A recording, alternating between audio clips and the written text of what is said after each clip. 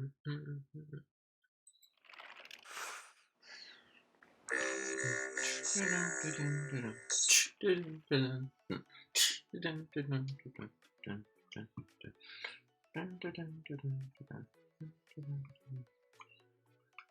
sure that the stream is working. Okay. Hopefully the stream is working for you guys. It seems to be working pretty well for me. Hi, my name is Reynaldo Schelmetty. Thank you all for joining me. If you are joining me, it seems like only one current viewer is available right now, but I'm assuming that's probably me. Not sure how this Facebook Live thing works. Well, not Facebook, YouTube live stream. So usually I would do like this video where I would go out of my way to record myself drawing, but this time around I thought I'll do something different. I have this schedule set up where I do shirt designs now, and I'm also gonna be doing science themes, math themes, hopefully in the future. Shirt designs, probably not. I don't know. I was thinking of doing some funny comic ones tomorrow, so maybe I'll live stream that if there's enough people watching. Right now it seems like the stream is going excellent, which is good, and audio quality hopefully is good too. What else? Yeah, today was about coding, so I went out of my way. Well, just like 2 days was supposed to be about coding. Today was mostly about live streaming. So I thought I'll live stream my successes, and my losses. So I had set up in mind, right, one thing, and it was to have something that activates an animation, right? So I wanted some form to a way to activate an animation, whether it was walking onto a plate or pressing a button or something like that.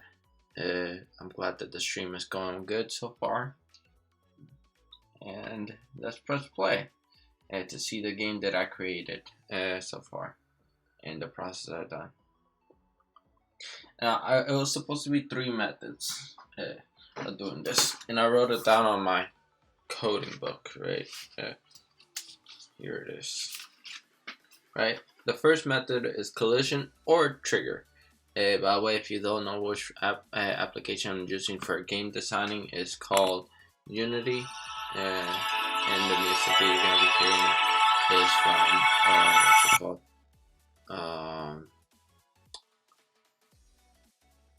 From the Fat Rat app, obviously. So the first one's collision or trigger, and then the other one is called the button press. So it's like you go up to a button, your character presses it, and then it activates it. And then the other one is collecting, which I haven't done, but I'm hoping to be doing later on.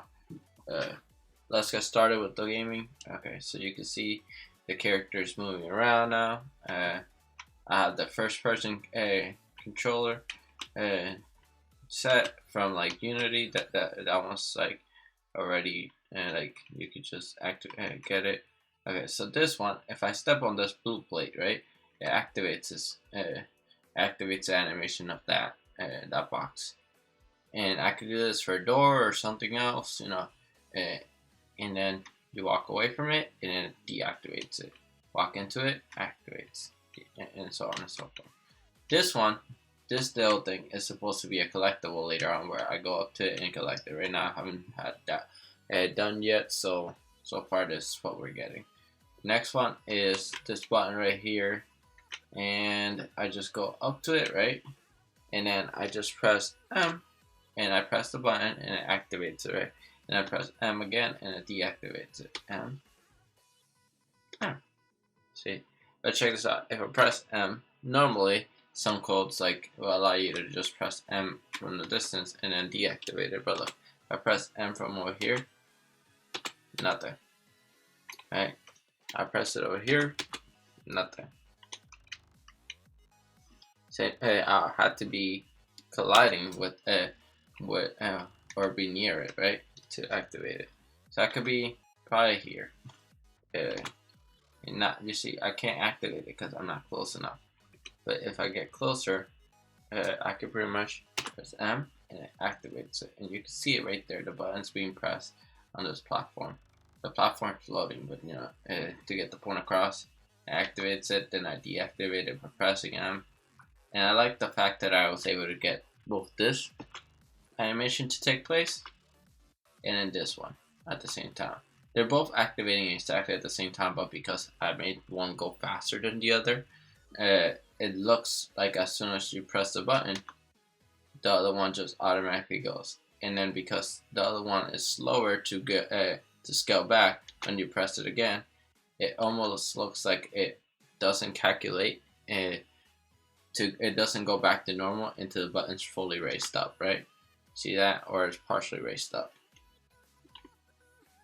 So I thought that was like a cool feature. Now I'll show you guys how I went about doing that by pressing escape, getting out of there. Oh, and later on, I'm hoping. Let me go to this. Right. So right now, I have the Capsule Collider. There's just the player, right? Player goes onto that platform and activates this one. The button activates this one, and I'm hoping to have something over here later on, right? Where I could just press on something here, maybe on a keypad or something like that. It'll be very similar to the button one, right? But instead of having it just be a keypad, I had to collect whatever key I'm supposed to put. So maybe it'll be like a door, and then this would trigger this, will activate this door to play this animation, which will either be to go to the side, right? Or to go down, and or to go up, right? And then as soon as it goes up, it will allow us to go through. So then I'll be having to create an animation for that, and then afterwards you know, have it be triggered by having someone step on it, and then do everything else. Let's see. Please check the video resolution. The current resolution is which is not. Okay, so the streaming is going well, but the resolution is really bad. So I had to like change the video the resolution apparently. The stream current bit rate is is higher than the recommended.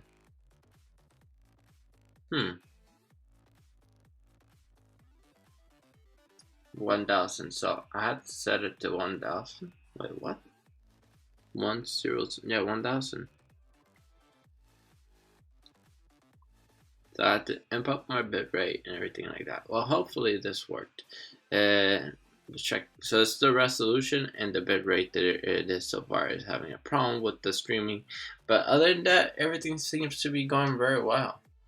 I'm kind of glad that that's going well, because before in my previous streams, like, it didn't want to record it properly or live stream it properly, which was really a downside.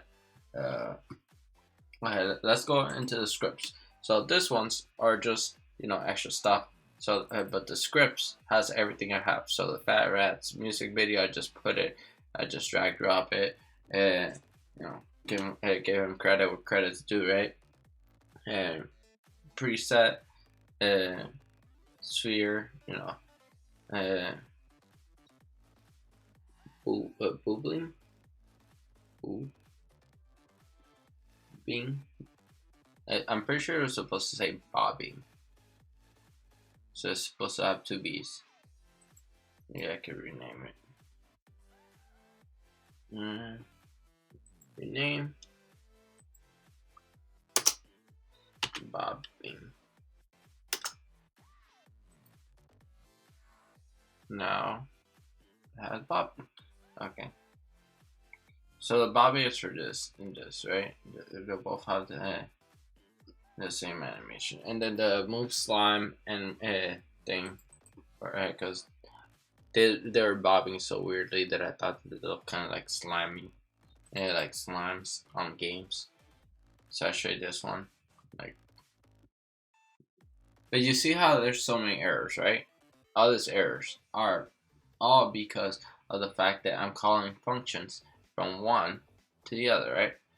But I don't think it affects the game. It mostly just comes up, and you can always just clear it out and stuff. So I need to figure out adjust this code, which should be right here. Don't know where it's gonna pop up at. Maybe it popped up over here. No.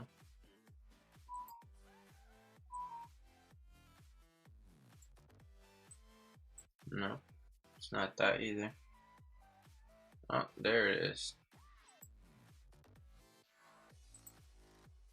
Okay.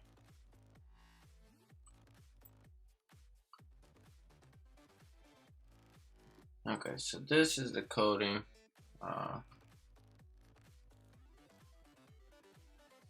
If it loads it.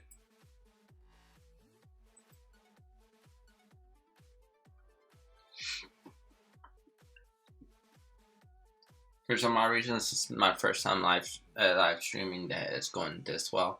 It's still having like minor issues. I'm assuming it's because the resolution is not set up correctly, and neither is the bitrate. But I changed up the bitrates to make up for the fact that you know, I'm live streaming and stuff like that. So, anyways, I'll show you the script really quickly.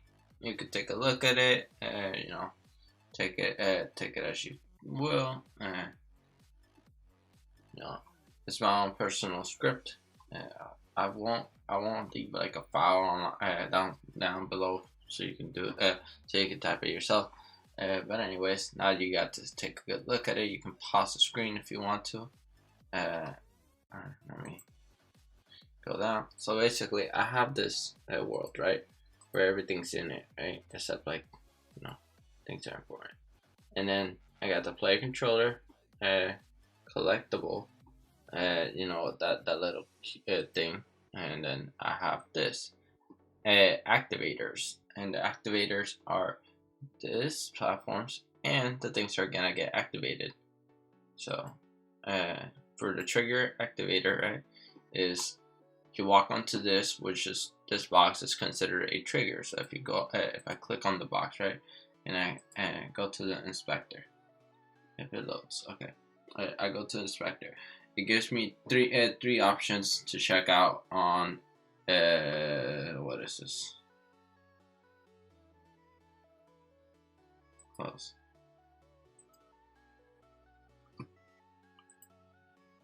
Okay. So it gives me three options to check out. This one's the only important one that you should check out if you're actually working with it. This one's I just put up there just so you can see when it's working, right? So this one on a button or platform. Now, if it's on a button or platform, that's you have to press a button. If it's not on a button or platform, then you don't have to press a button. By button, you know, I mean, you know, press M in my case, but I could change up the code, say it has to be more, what's it called?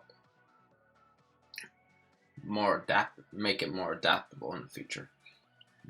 Now that I've learned more since I've done this, by making the button be serializable, so I could change it up as I will. Okay, but check this out. So I press play, right?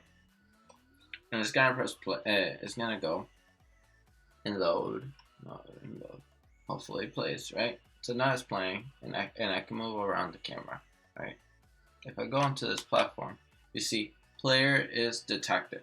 Now because the player is detected, it means that I am within the platform and the other thing is activated.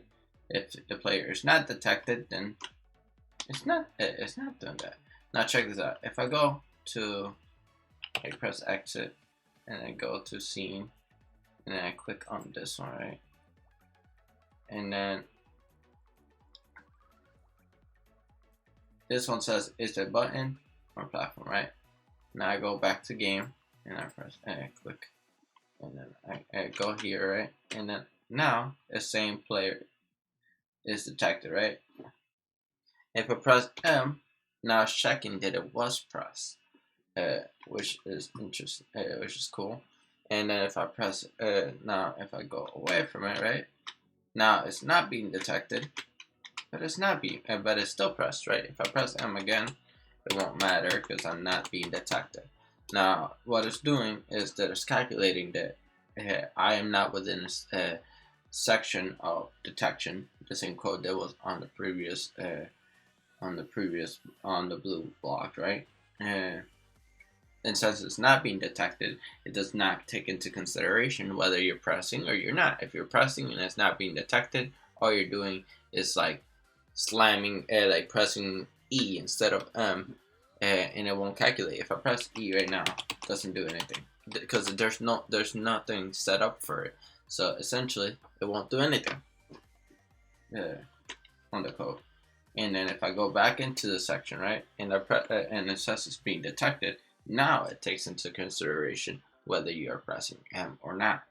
If you are, then yes, it activates this, and then it deactivates that. And basically, technically, what it's doing is activating two things. I have the animation of it being one, like couple, like 2 frames, I think it was, that is down and just down, and then the other one that is just up. And because it is going from 1 frame and smoothing it in the transition into the other, right? It is slow. It is just adjusting it by going up and down, right? So it's kind of like if I'm going out of my way to click on it, like where's my to click on it and then click on it again, click on it and then click on it again. It seems like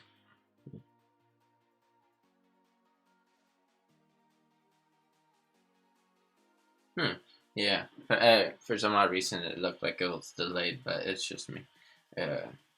It's technically delayed on the live stream, but not. But, it's just practicing. And the best thing about this is that because I could do that, right? I could have functions like this, where I could activate this and then have that do its thing, and then stand over here and have this do its thing. Now this opens a huge possibility for cool mechanics. Like for example, if you have a mechanic that just let's say you have a ball that is supposed to roll downhill. Let's draw it out instead, so it's just easier to envision, right? So I go here, Sketchbook Pro, and for some odd reasons, everything's all over the place like usual. And for some odd reason, Sketchbook Pro just crashed on me. That's great.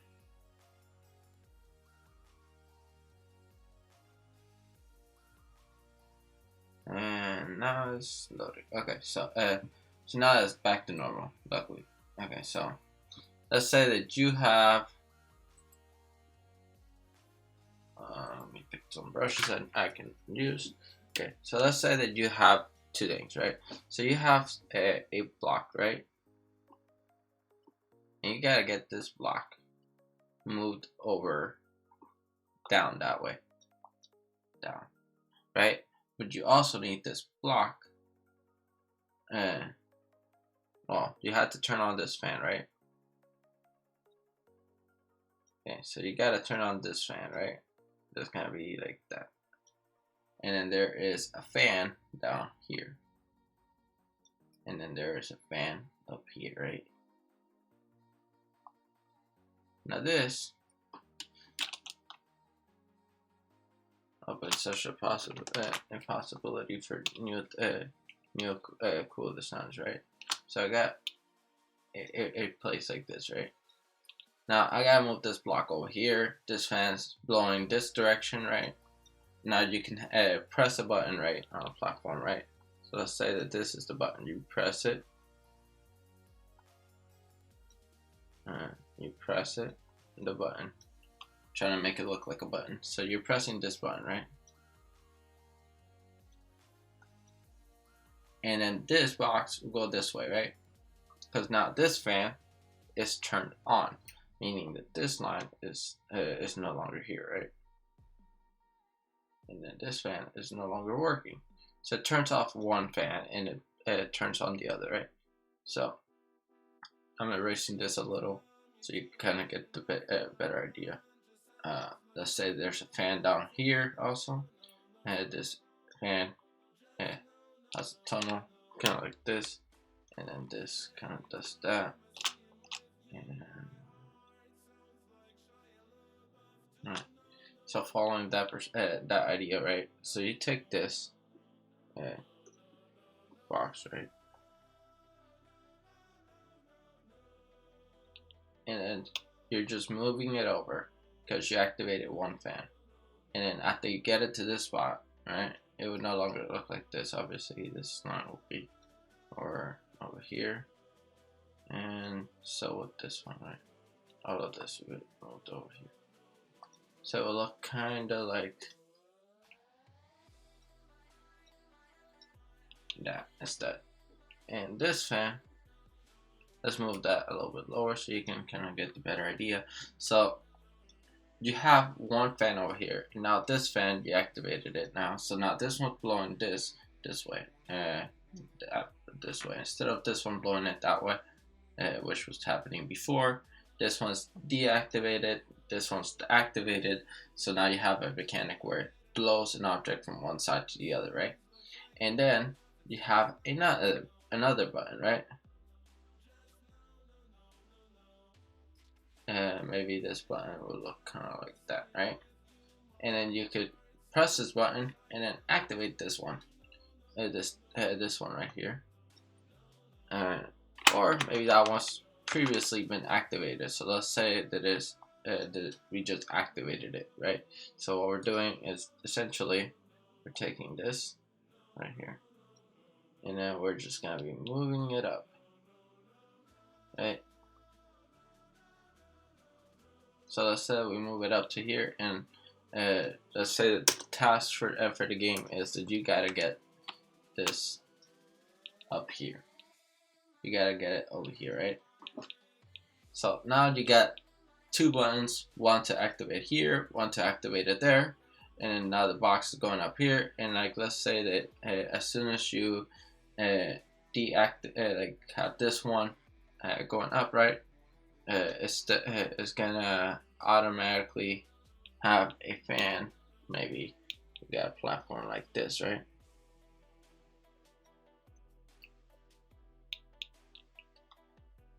I'm trying to draw this as accurate as possible. Alright, so let's say that we have a platform like this, right? And in this platform, we also got a fan, right?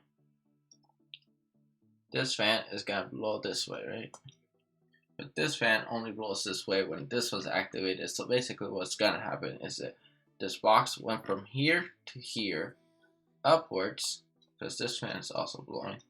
And now this one will blow it this way, getting it to this checkpoint. Flag is that? I don't know. And now you create really nice mechanics like that, where all you're doing essentially is having one button control whether one fan is on or the other, right? And then it will or instead of just one fan, maybe it'll control two fans on or not, right? So this one will control this one, so it will control the function of both of those items, and then you can customize the script so it controls more than one option and more than one item. Maybe have it be press A or something like that. Press A, and then press B, or press A again. I'll press A plus. And now A plus just means repress it again. So let's say that you have the game that basically has this mechanic. You can move the things around really simple and make your own little game mechanics or game just like this. Now let's clear it out because I was just trying to demonstrate that point. What I'm trying to do in my next one, right? It's not this mechanic, which is fun, which actually sounds nice on its own. What I'm trying to do is have a button, right? Let's say that this is the button, right? And then I'll erase a little bit from it. So I have this platform, right? And then this platform will control this massive door, right? and then this door could be divided into two or not. I don't know. It doesn't matter to me. And then it'll be like sticking out. I don't know. So I'm gonna have it be kind of like the Among Us thing, where you could just press when you go into a specific place, right? You gotta go through the doors. So you press on the door and it activates it. But similar to when you get sabotaged, this door is closed when you get sabotaged. So so basically, it will control whether it is closed or not closed until the sabotage goes away. So, or in this case, until you get the key.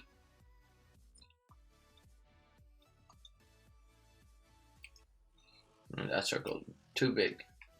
Okay, so let's say that instead of it being a button, right, it's a keyhole. So so it'll be something like that, and then the key will look like this.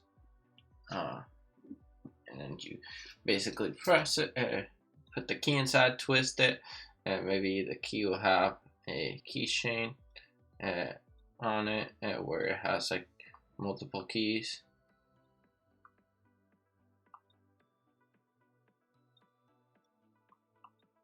Because you know there's multiple keys in some buildings, right? But in this case, you only have one key, right, that you need to use. So so you take that key and then basically the collectible.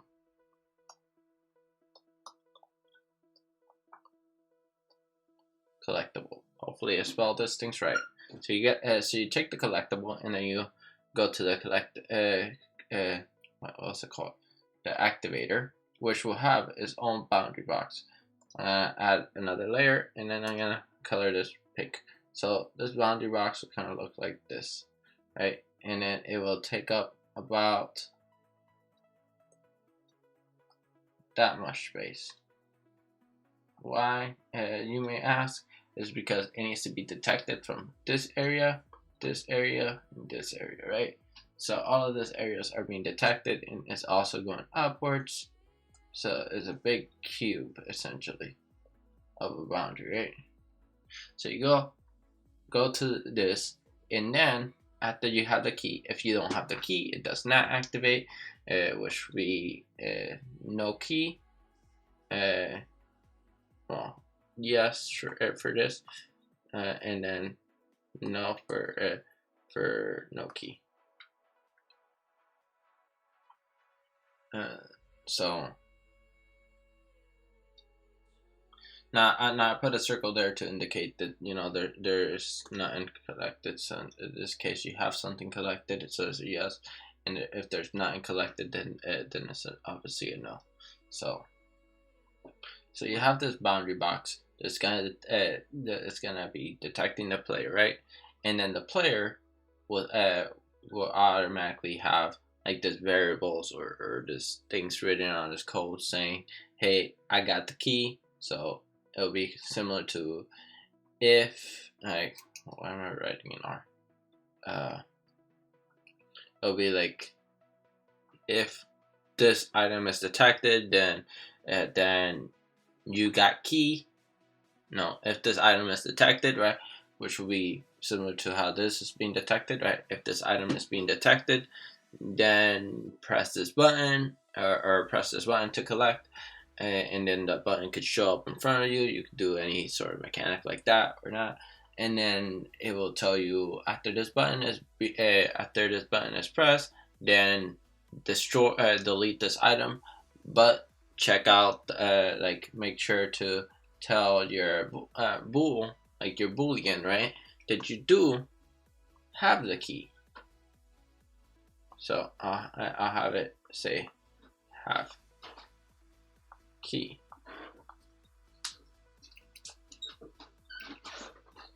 So it will say have key, and then after your character says have key, right? Then when you enter this area where you could be detected, it will say if player or character with this code or something like that have key is true, right? Which means if you do have the key, right, then it will give you access to pressing the button, or in this case, turning the key and then activating the door, meaning that the door will get opened, right? And then it will look like that. And then, you know, you go inside.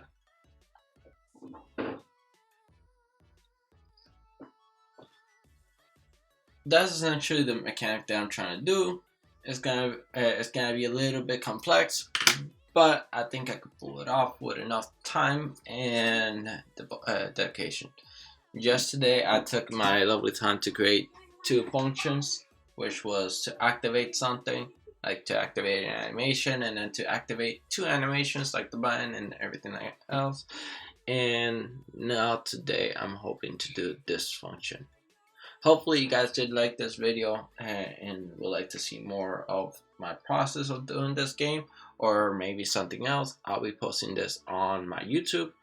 And yeah, you know, since it's been like half an hour since I started explaining what I'm planning to do and how the mechanics of it work, you know, hopefully you like that sort of run through. Anyways, thank you for joining me. Have a good one. Please like, subscribe, and follow me on Instagram. My Instagram will be on my YouTube channel. And I'm also starting to sell shirts too.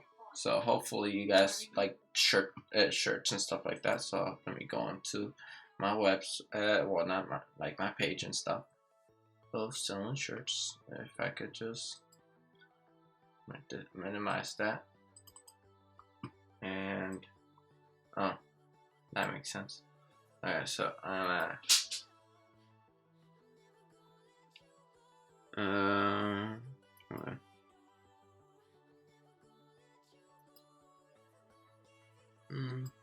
okay. So I'm trying to open up the tab in a new window, right? So I'm gonna go to Redbubble, right? I looked up Among Us stuff recently, so that's what it is. So if you go to my thing is called Reynaldo shop for Reynaldo Schelmetty shop, and then you go and then you check me out. What is this? I was gonna say, is it? Yeah, I think I just click on it and then it'll take me to my shop. So it looks like this, very nice, pretty, and I have like some really nice designs you might like. This one says "You are awesome." This one I like. This one's a picture I put on Instagram. It was an abstract picture of an ocean, but you could like, you know, you could think about it as whatever you want. That's up to you. Pizza, and then my drink of choice, and then I have this one be only a bottle. But if you wanna buy something else that is not a bottle, you can, you know. And this one is a Demon Slayer sticker. It's a squared off sticker. Because the picture I had it posted on Instagram, and I did not save it without it being correctly. But I thought that you guys might like a square off sticker anyway. So if you don't, you can always just cut off or trim it or something. I don't know. Anyways, these are so far the designs I have. I'll be posting more. Some food ones, some anime ones, and some blue looking ones, because I like the color blue. So I'm gonna have a lot of blue design ones, like this one. And if you load it up again, you'll see more products from my page. Obviously, this one stays the same. You see, then there's the bath mat. Thought that might be cool. So if you're into oceans and abstract, then this might be your thing. And if you are into telling everybody that they are awesome, you know, feel free. And it says from you to me, no, to you, from me, and the bottom in the bottom it says from me, and then it says on top to you. You can take a look at it and I say, oops, can't see this page, website, I don't know why it's not letting me, but whatever. Yeah, so you got like all this really cool things, even a mug. You can get mugs for your friends, I don't know. Anyways, thank you all for joining me, and have a good one. Bye.